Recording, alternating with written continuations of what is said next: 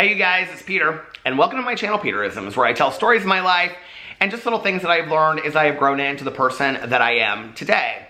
And I'm going to read a couple meditations for you in a second, and then I'm just going to kind of respond to what they mean to me. But you know, it is such a beautiful Halloween day outside, and by Halloween day, what I mean is that it is rainy and windy and cold outside, and it is perfect. All the leaves, I'm looking out back here in the woods, have either fallen down or they are yellow and gold and red, and they're just beautiful. And so I just want to take a moment and really appreciate that. Halloween is by far my favorite holiday of the year. I don't know why, I think it's so spooky and fun, and I love Halloween Eve, which is the night before. I mean, you gotta make a Halloween. You gotta make the night before going into Halloween Eve. You gotta enjoy that too. So, but I wanted to get on here and I wanted to read a couple meditations. So today I'm going to start with the Daily Book of Positive Quotations by Linda Picone. October 30th. Learning. Learning is a treasure that will follow its owner everywhere. Chinese proverb. Some of us have spent years in school. Some of us have shelves full of books. Some of us seek the advice and counsel of experts. Some of us try to find answers to questions on our own. We stop learning when we stop asking questions and looking for the answers. We never need to stop learning. I don't think of learning as a formal education, but as something I do every day. I was just telling this story the other day to somebody, but I remember when I took my very last exam for my master's degree, and I got done and I was driving home and I called my mom and I said, oh my God, Mom, I took my very last test ever. And she's like, what do you mean? And I go, I mean, she knew that was my finals, you know. And I said, I took my very last test ever. I will never again take a test for a class or anything. And she goes, I mean, my parents were very focused on, you know, like degrees and academics. And she goes, I mean, you might want to get your PhD. I was like, oh my God. I go, no, I'm done forever, right? But little did I know that really like the real education of the world started there, you know? And that's why I say all the time on my channel that like I look at life as being like this school, that we never stop learning, you know? But it's about being, you know, open-minded and willing to learn the lessons that the world teaches us, right? It's about remaining teachable on a regular basis. And whatever the world, what lessons there are to present to us are there, right? You know, I have to tell you something that was interesting was yesterday I read this note that I had found from my mom, and it was about expectations and acceptance. And it was so interesting how that like carried with me throughout the entire day. You know, and whether that was like some spiritual God moment or that was my mom giving me a sign or whether it was just coincidence, I don't know. But you know, for me, it was about learning that lesson. It was about, I have heard this lesson over and over and over again about lowering your expectations. Well, like I really got it yesterday on like a profound level. I really got it, you know, and I talked about it to my friends and everything. I mean, throughout the whole day. You know, maybe now I'm ready to move on to the next lesson of whatever that next lesson is, you know, and I was saying yesterday that lessons kind of line up and then you learn a greater lesson from that. I don't know, maybe I'm ready for a new lesson, you know, and I think that it's about being in this school that we never graduate from, but we just move to the new lesson, the next lesson in our life, whatever that's going to be, you know. So anyway, I think that that's true, but we have to be willing to, have you ever met somebody that is not teachable? I mean, you can't tell that they know everything. I feel like I see people like this all the time, right? That you literally cannot tell them. I mean, they have the answer for everything. They know everything. They are always right. They can never admit that they're wrong, right? Never would they ever admit they're wrong. Sometimes I think it's a lot easier to admit what you don't know and that you're wrong than to always fight for being right. I don't care so much about that today. I don't care so much about being right. I care a little bit more about being happy. And if I don't know something, I'd rather be taught and be open to learning it than always acting like I have to be right. So anyway, I think that's a great meditation. Okay, let's pick another one. I'm gonna pick Time to Be Free, Daily Meditations of Enhancing Self-Esteem. And the reason why is because the book looks like it is outside right now, except there's sun on the book and there's no sun outside. October 30th. 3 or 4 years into my recovery, I was grappling unsuccessfully with a career problem. When I talked about it at length with a friend, he suggested that I needed to gain more humility. I was quite surprised at his advice. In fact, I was insulted. At the time, I thought humility meant being humbled in some negative way, and I'd already had more than enough of that. As a child, I had been emotionally abused. Over the years, I had been criticized, degraded, and shot down more times than I cared to remember. So if anybody had humility, I did. My friend explained that humility had nothing to do with humiliation, nor did one gain it by self-abasement. To me, he said, humility has to do with myself in relation to God. It means I have only limited power to change myself and the world around me, and that he has all power to do so. When I approach a problem with humility, he added pointedly, I don't spend as much time butting my head against the wall trying to figure things out on my own. In other words, humility means accepting my limitations and then asking for God's help and guidance. Thought for today, humility enhances rather than diminishes my capabilities. Interesting, it's a topic that comes up in recovery a lot. I think that somebody that tells you how humble they are is probably the least humble person in the room, is what I have found.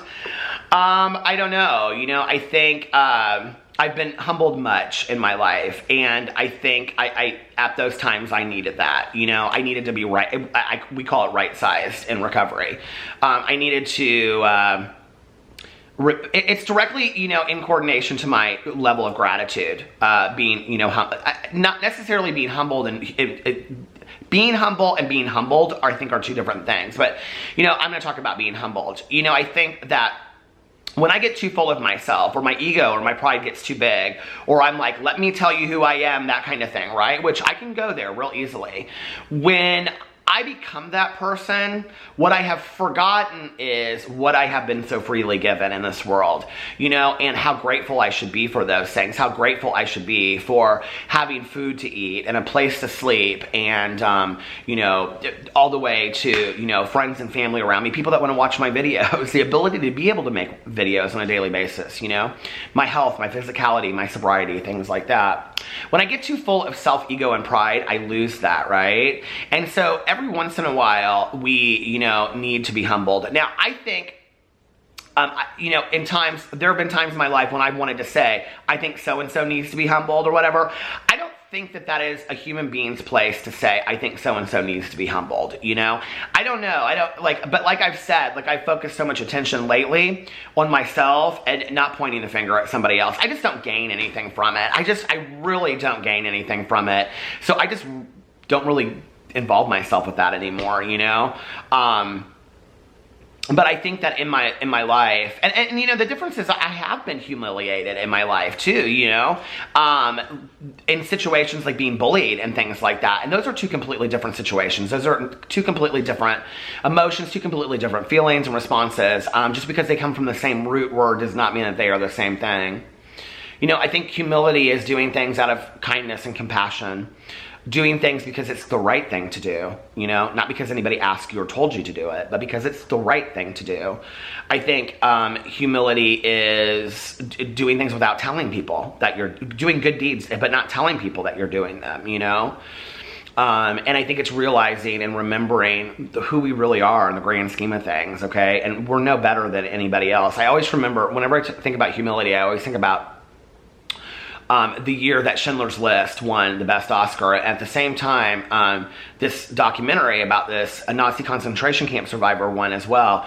And so they allowed the woman who was the subject of the documentary to accept the Oscar. And she said in accepting it, for the last 50 years, I have asked myself every day, why me? I am no different. And I think about that, it gets me kind of almost emotional, I think about that with sobriety. Why me? I am no different, Why did I make it and so many people didn't? Why am I here and so many people have gone, And I think that that's about gratitude, and my gratitude is directly related to my humility of remembering who I am and remaining right-sized. There have been many moments in my life, and I'm not proud of them, when I thought I was just the cat's meow. And the reality is, I am no different. I am no better, and I am no worse than anybody else or the next person that comes along. We each have our own experiences, our own journeys of what this world gives us. And I think that, we have to remember that. And I think when we start getting this issue in our head of this person is better than that person, or this person that, or, it's just, then it becomes this, it's this hierarchy of humanity, which is sad to me, right? Instead of lifting each other up, what we're doing is we're tearing each other down. And then I think that, we stop focusing ourselves and we start focusing on other people. And for me, it's about getting back and just focusing on myself. So staying right-sized. Staying right-sized. Okay, I'm gonna read one more meditation. Let's read Nightlight by Amy Dean, because I love this nighttime meditation book. October 30th. One cannot step twice in the same river, for fresh waters are forever flowing around us. Boo Radley just jumped up here. I'm gonna misspell this, or mispronounce this. Heraclitus. Do we sometimes feel bored with our lives? Do we feel like we're doing the same things, following the same schedules, working to get out of the same rut we've been trying to change for a long time? Do we wish to make changes but don't know where to start? Imagine living in front of a wide, picturesque river. In the living room of the house is a spacious window that allows a magnificent view of the river. Every day we might see this same scene and believe it is never changing, but in reality, it is ever changing. Each day we see with new eyes, and each day nature astounds us with newness and growth. That water we're watching flow by today isn't the same water we saw yesterday. A stick thrown into the water yesterday is far downstream today. We can see this river in two ways, stagnant or flowing. So too can we see our lives. Tonight I can look at my life as if it were a river, always changing as it flows. You know, I cannot just talk about the immense effect that gratitude has had on my life. I mean, I talk about it literally in every video. I talk about how I did a gratitude list. Listen, do a gratitude list every night before you go to bed. Write down 10 things. They have to be specific and different to your day each and every day. Read them out loud afterwards to yourself every day. Do it for a year, and I'm telling you, your perspective on the world will change. I promise you, okay? Today, when I find myself getting bored, I quickly am like, you need to be real grateful. If you watch my vlog over the weekend, you know that I was in Miami for like 36 hours and I was by myself and I was bored. I was in my hotel room and I was bored. And I took a nap and I got up and I was like, you are in Miami. Go out to eat. Go and enjoy something. Walk around a little bit. Go see something. You're in Miami, okay? You know, and I have, like, be grateful for this, even this still change of scenery, you know? So I think that for me, it goes quickly to being grateful for things. You know, it is not missed on me that life is very, very fragile and very, very short. And one of the greatest lessons I have learned in my life comes out of the fact that my mother passed away very, very early, when there were things that she really wanted to do with her life and she didn't get to do because she passed away too soon.